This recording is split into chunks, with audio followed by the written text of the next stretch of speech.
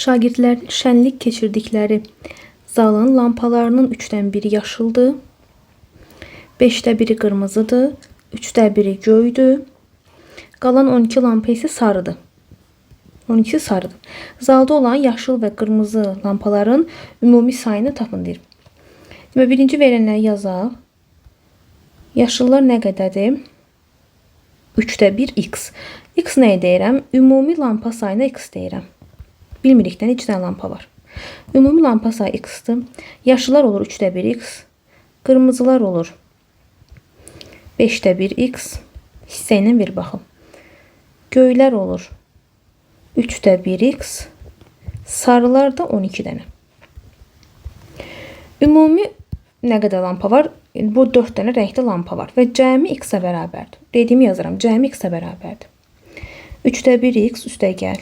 5-də 1 x üstə gəl. Yenə 3-də 1 x üstə gəlsin 12 bərabərdir x.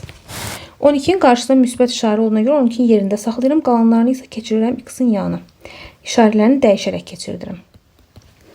Yəni 12 bərabər x çıxılsın. 3-də 1 x çıx. 5-də 1 x çıx. Yenə 3-də 1 x.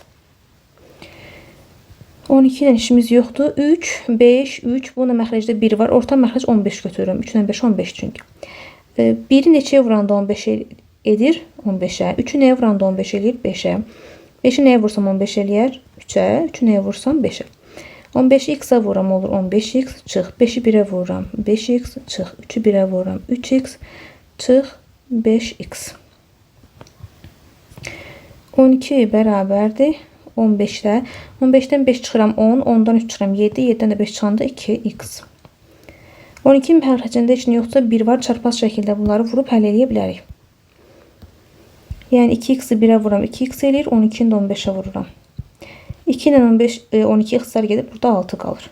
X də bərabər olur 6 vurulsun 15, 6-nı da 15-ə vuranda 90 edir.